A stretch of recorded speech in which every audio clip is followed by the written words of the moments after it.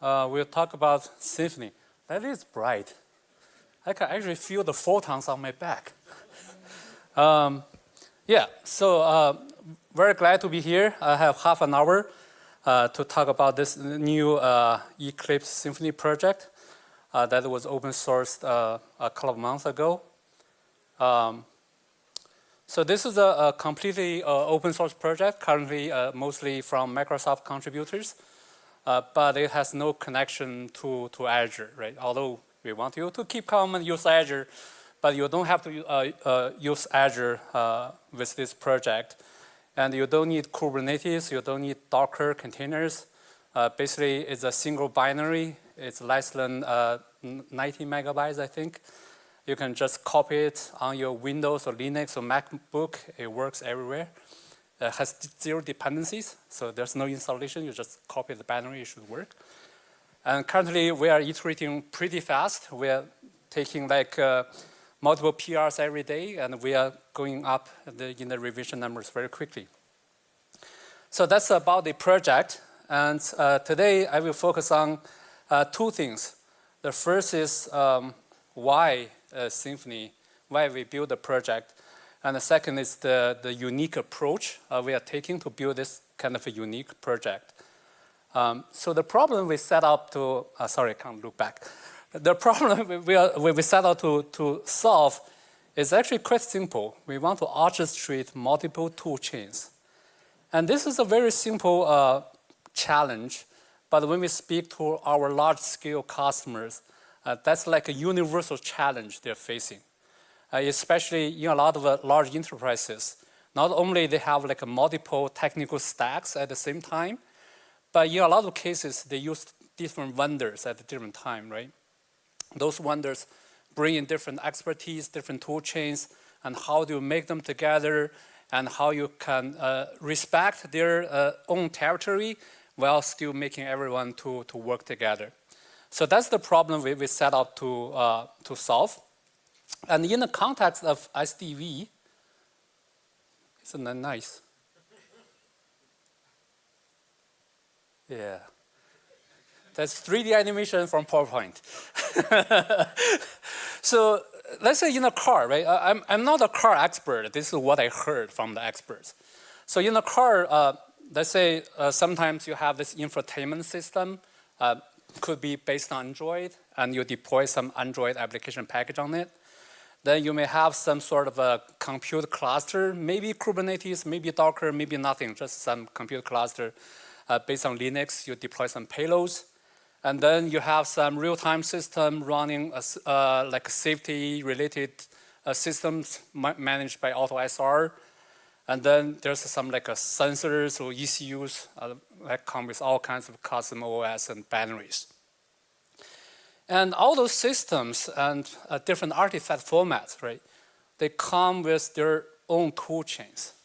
Like if you manage Android application, or if you manage a Docker container, the tool chains, the artifacts, the protocols you follow are very different. But if you want to treat this car as one unit, how do you coordinate those tool chains? How do you can make sure while your Android application is compatible with what you have in the backend, how do you make sure you're versioning them as one unit? How do you manage the communications among them so that you can treat this car as one single system? And so far, a lot of those knowledge is kind of hidden in people's mind. The experts or the consultants or vendors, they just know, right? We need to do this or do that. And sometimes it's captured in some sort of a documents that say like procedures you have to follow to do those things. So what we set out to do is, first we want to be able to capture those things to say, hey, these are the workflows to orchestrate those tool chains. How can we capture that in a very repeatable format? Then we want to automate that. You can repeat it, you can do like all kinds of automated control over it. So that's in the scope of SDV ecosystem, what we are trying to offer.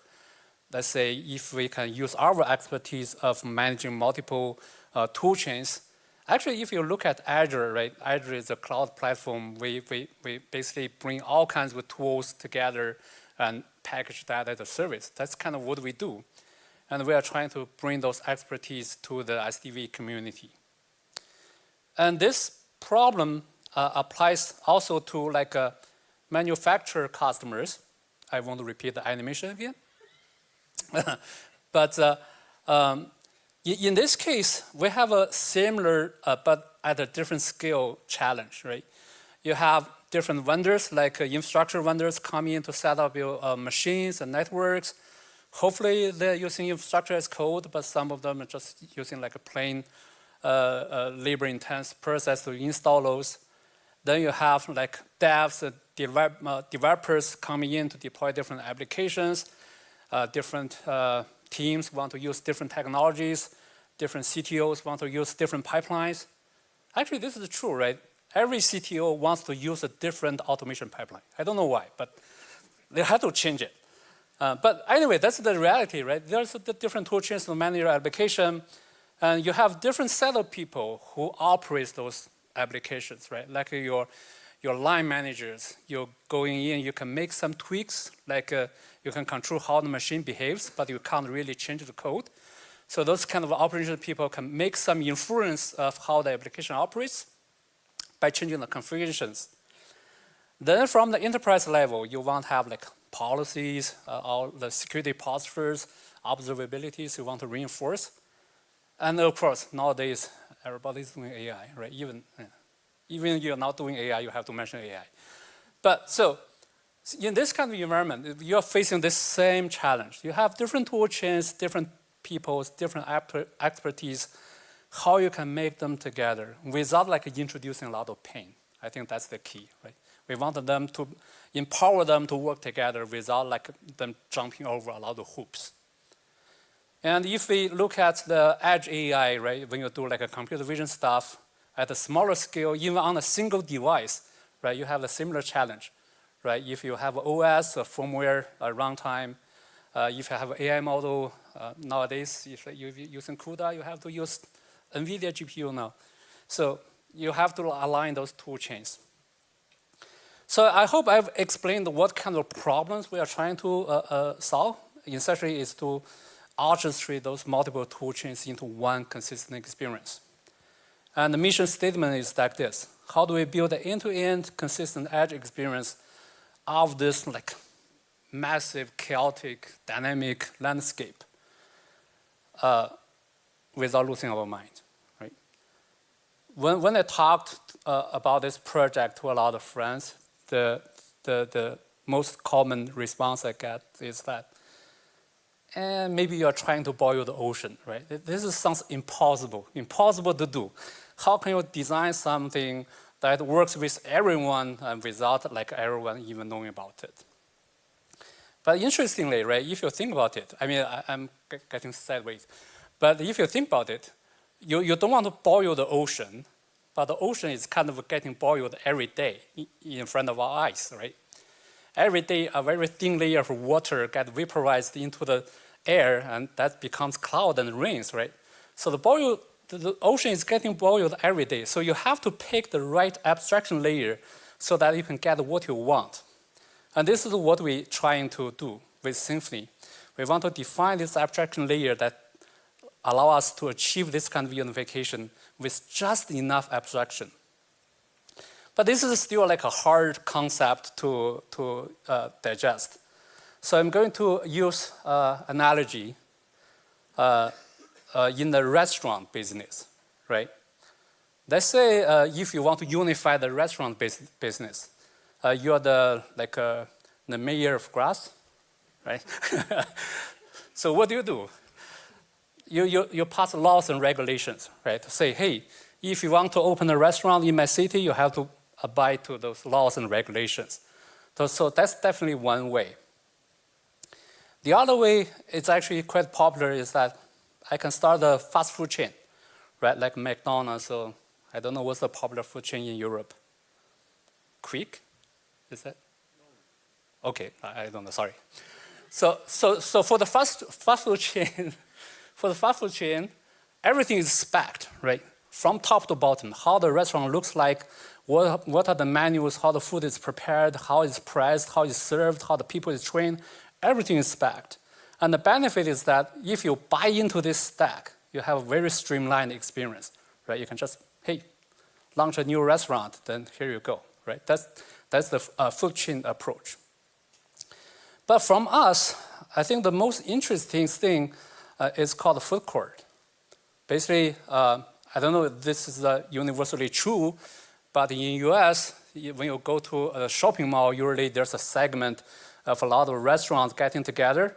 So it's called a food court. And basically, you have like a very consistent dining experience, right? It doesn't matter which restaurant you go to, you use the same similar way to order food. You have the same sitting area, same lighting, same security, et cetera, et cetera. But you still enjoy the individual food. And that's the thing we want to achieve, right? And if you map that back to the edge world, the laws and regulations, it's specifications, right? There are thousands of specifications that at work today. They are all important, but we don't want to come up with another one because it's just one more to the mix, right? It doesn't really solve our problem. And this fast food chain approach, basically, that's the full stack approach. Actually, as the big players like Microsoft or Google or Amazon, right? They all want you to have this full stack, right? If you buy into the full stack, then everything is peachy, right?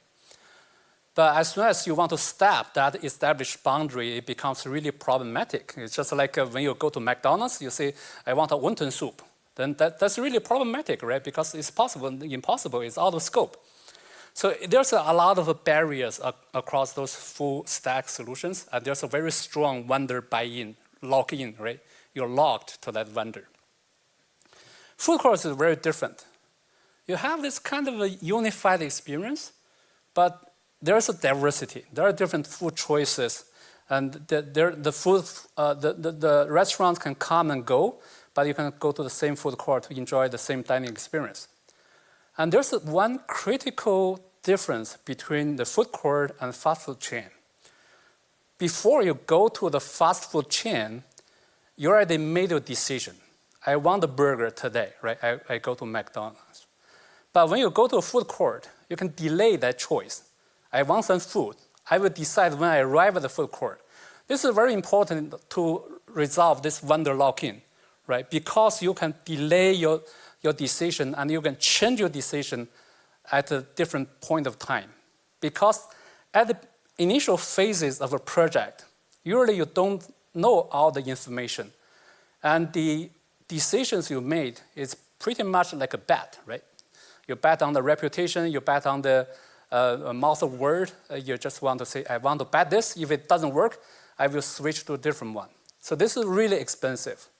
But with some food court kind of system, you can delay this bet. Because we still gave you the abstract workflow, like the things you want to do, but then you can decide which technologies you want to plug in later. Or you can use a mixture of technologies together. And there's another thing about this, right? With the food court, there's no barrier to the fine dining experience. Let's say if you like the particular restaurant from the food court. So next time, you can just go to that food restaurant. You can skip the food court altogether. There's no difference to you, right? You can have like very deep engagement, deep customizations. It doesn't matter. This is one of the philosophies Symphony has, right? We don't want to bet on anything, and we don't want people to bet even on ourselves. So basically, if Symphony is not irrelevant, you can take Symphony out without feeling any pain. It should be like seamless. You can just feel like you're going into this fine dining experience, just forget about Symphony altogether. So that's the approach. So basically, we are trying to build a food court for the edge ecosystem.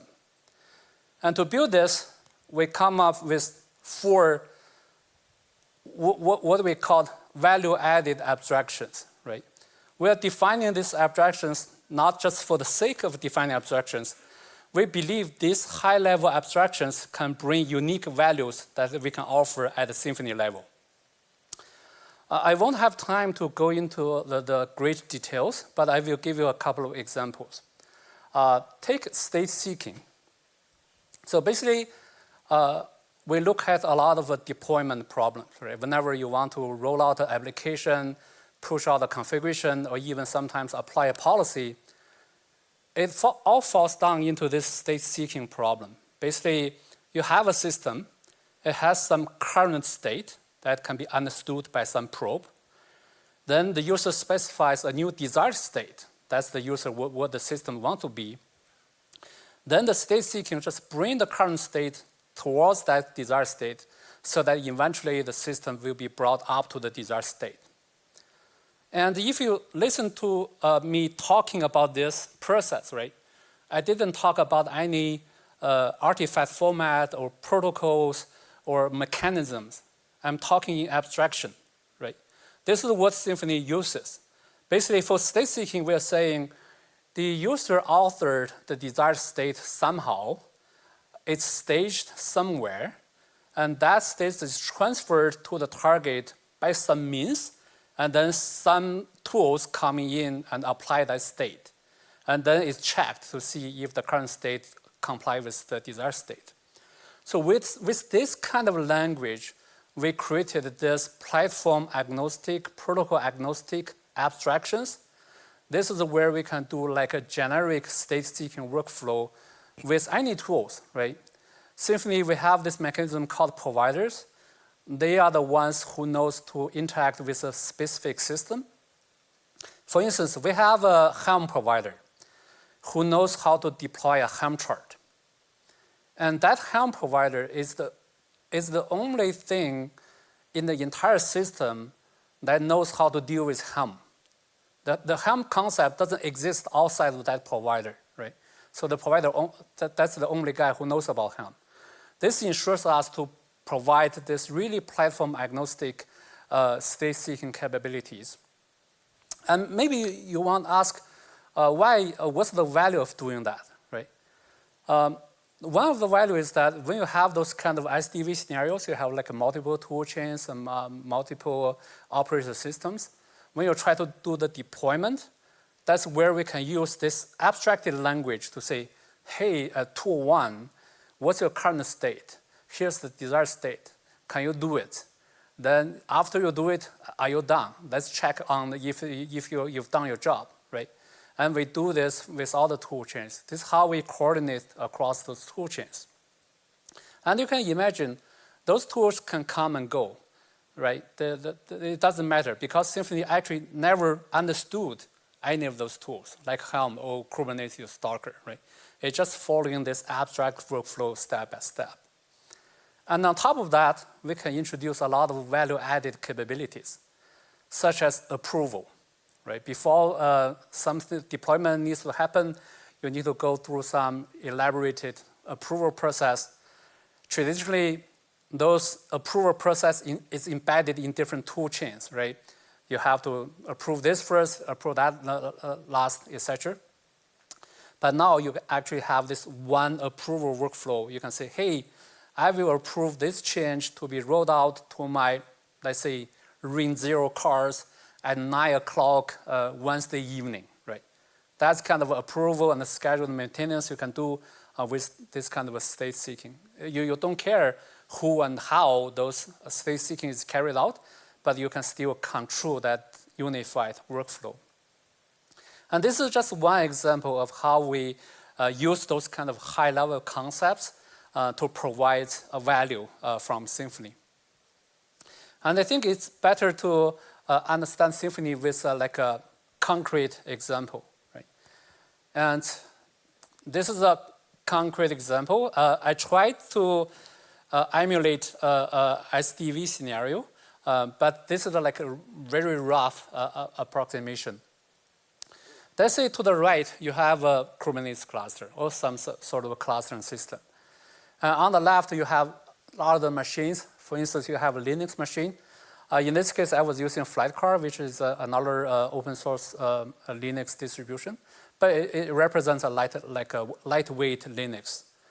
Then you may have some PCs, right? I use Windows here, but you can imagine it's Android or some other things. And I have some like an XP board running RTOS on this. This could be like some sensors that you have in the car. And now if I want to deploy application, right? Let's say I have some pods to be deployed on Kubernetes, right? That's my business servers. I want to run on the HPC cluster. Then on my lightweight Linux, I have some modules like WebAssemblies or eBPF modules I want to deploy on the lightweight Linux. Then on the Windows or Android, I have some like infotainment system, like with a user front end.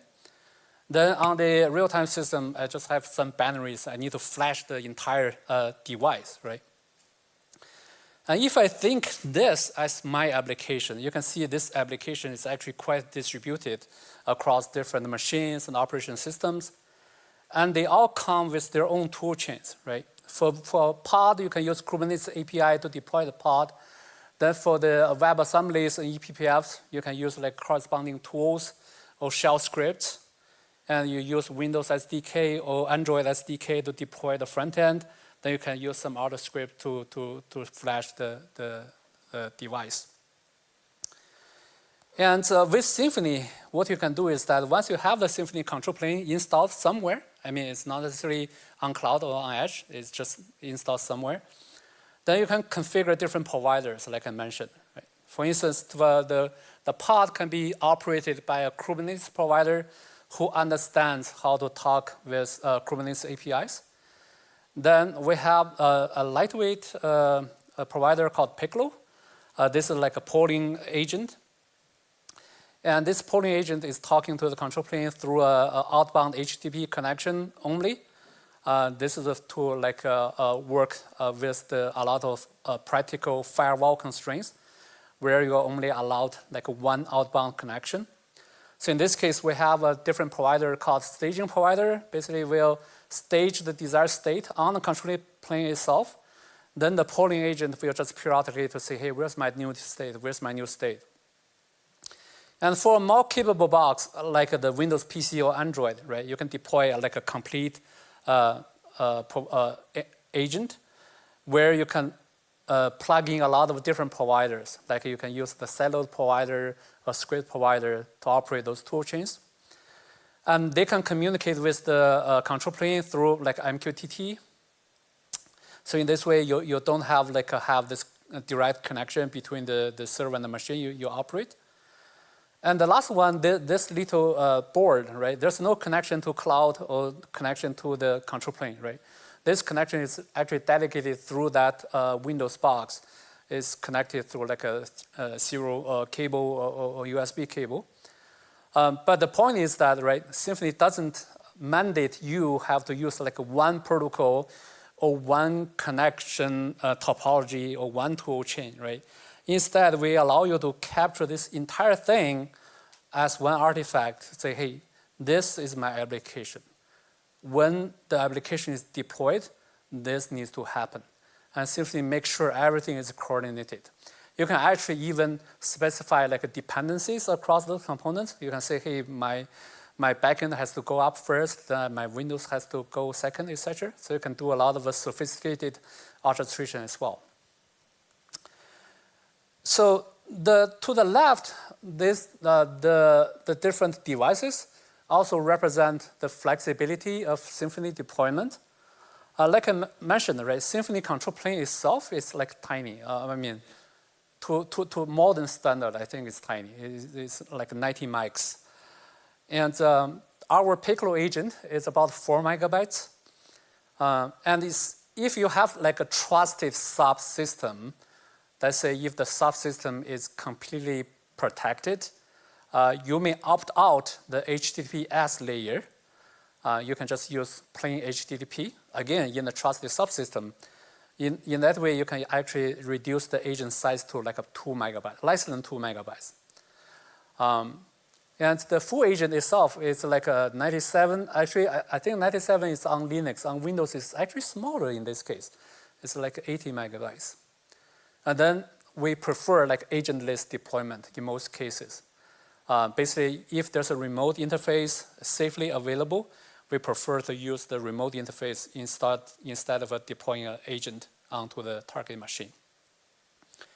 So that's the in the concrete scenario, how Symphony will orchestrate those tool chains together so that you can treat all that distributed components as one application. Then once you have this unification, right, we can introduce all kinds of value-added features, right, like the approval, like I mentioned, right. For instance, you can call out to Azure Logic Apps because it has great integration with Office 365. You can actually send an email to the approver to say, hey, you approve this, and you can actually embed buttons into your email body, and the approver can just click on the button to say approve or reject. Then that workflow will continue with Symphony. And Symphony also has a bunch of middlewares. For instance, we have a traceability middleware that we actually can record key system events into an immutable ledger. Meaning, once that ledger is written, it cannot be modified.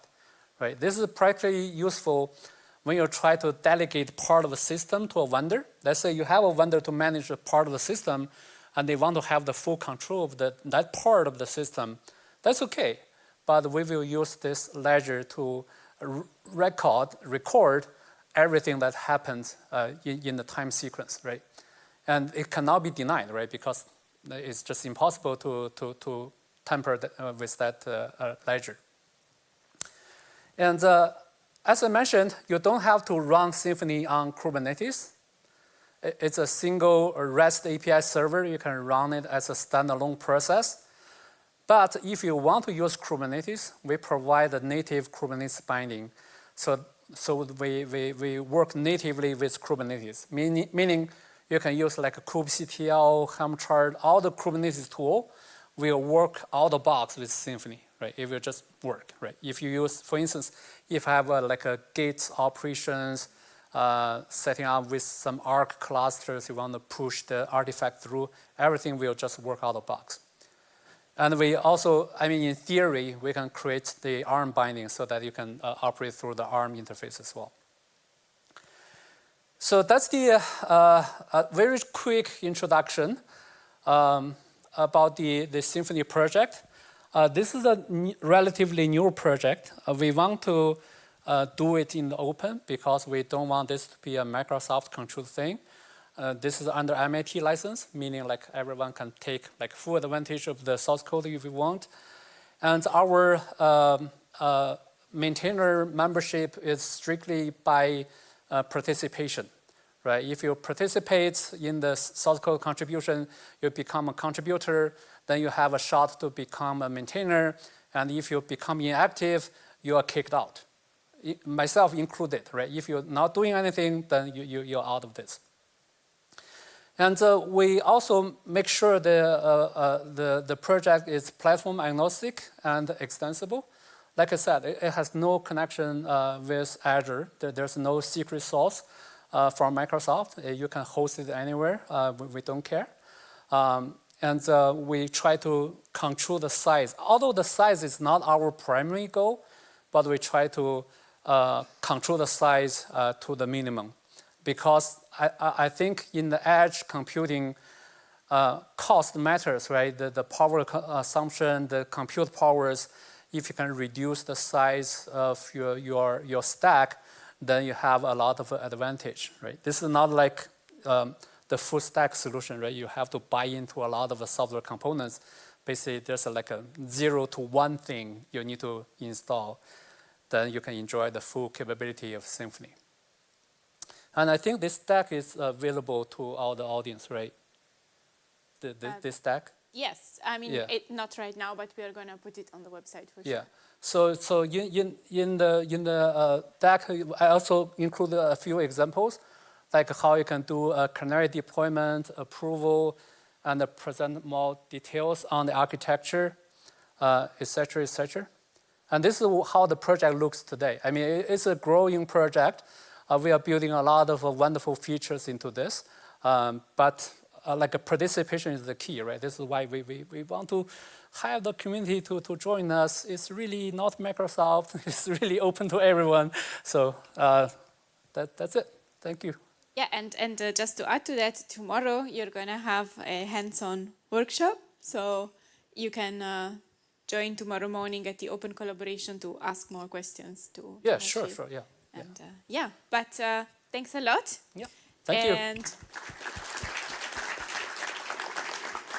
we have time for one quick question. Quick question? This one. Not you.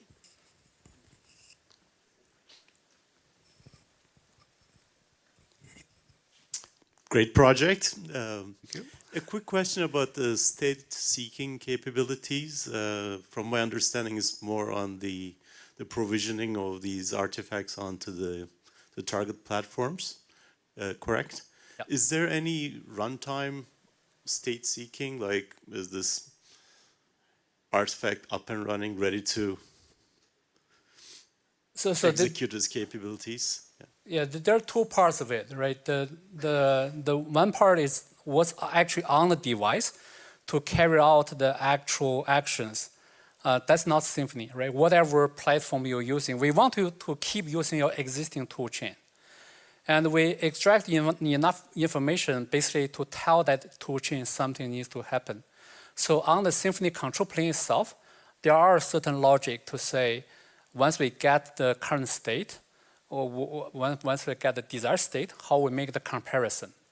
But the interesting thing is, right, even that comparison rule is customizable per provider.